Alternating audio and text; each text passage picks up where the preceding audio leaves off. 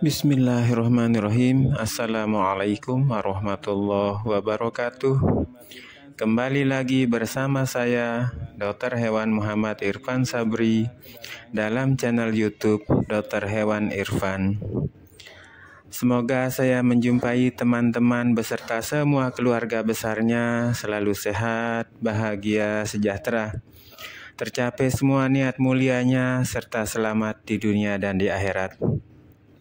Kali ini sahabat semua, saya akan menyampaikan sedikit informasi bagaimana ciri-ciri kucing itu sakit. Di sini yang paling kelihatan di sini adalah, yang pertama selera makannya atau nafsu makannya. Kucing yang mulai sakit biasanya ditandai oleh berkurangnya nafsu makannya. Itu yang pertama, sahabat-sahabat semuanya. Kemudian yang kedua, aktivitasnya. Ya, aktivitas yang sering kita lihat di sini biasanya dia aktif, terus dia bermain-main, lincah. Nah, tiba-tiba kelihatan lesu. Terus tidak aktif dan kadang-kadang diiringi dengan suka ke tempat-tempat yang dingin.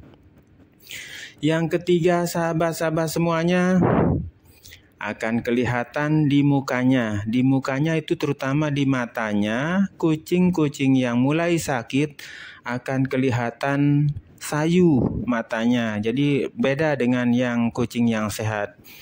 Yang kemudian tanda-tanda fisik yang lain yang bisa kelihatan, sahabat-sahabat semua bisa melihat di yang pertama di telinganya. Kalau ada gangguan pasti ada yang tidak normal di situ. Kemudian ke hidungnya. Biasanya kalau dia terinfeksi saluran pernafasannya, di hidungnya itu akan diiringi dengan keluarnya leleran atau ingus.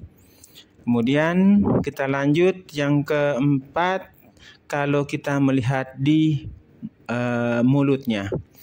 Mulut, kalau misalnya dia mulai agak sakit, dia kadang-kadang diiringi dengan adanya air liur yang berlebihan keluar.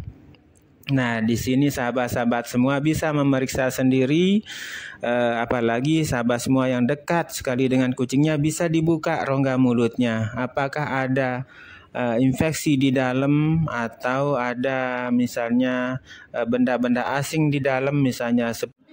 Kemudian ke daerah perut, kalau misalnya ini kucingnya jantan.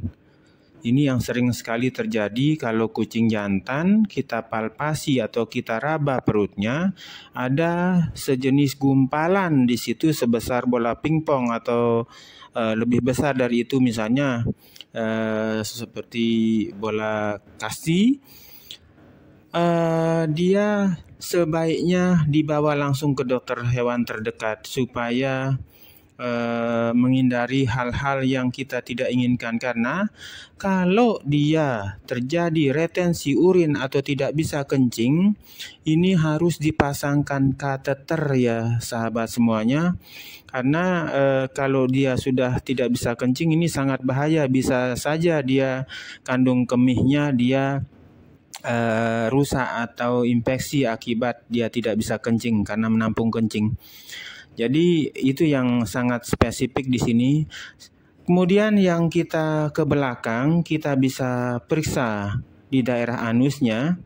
Kalau misalnya di daerah anusnya dia diare, nah tolong disampaikan nanti ke dokter hewan yang tempat yang diobati jenis-jenis diarenya itu, misalnya diarenya berdarah ke, atau dia sangat encer ke, atau diarenya berlebihan gitu, itu harus disampaikan. Kemudian kita ke saluran kencingnya. Di saluran kencingnya biasanya kalau dia kucingnya dia cewek, kucingnya betina, dia sulit sekali terjadi retensi urin atau tidak bisa kencing. Tapi kalau pada jantan sangat sering terjadi kesulitan kencing. Jadi di sini pandai-pandainya kita secepatnya untuk dibawa berobat ke dokter hewan terdekat. Jadi yang selanjutnya, kalau misalnya terjadi pincang, dia akan kelihatan di situ. Itu dijelaskan kenapa pincangnya itu harus diberitahu atau ke dokter hewannya kapan mulai dia pincang. Nah, terus ada ndak luka di kakinya, itu harus diberitahu, karena dokter juga akan mendiagnosa itu berdasarkan keterangan dari pemilik. Jadi akan didetilkan proses pemeriksaannya kalau dia disesuaikan dengan keterangan dari ownernya atau pemiliknya. Jadi mungkin ini sedikit yang bisa saya sampaikan untuk kita saling berbagi supaya kita lebih tanggap dan lebih paham bagaimana cara kita mengetahui bahwa kucing kita dia mulai sakit.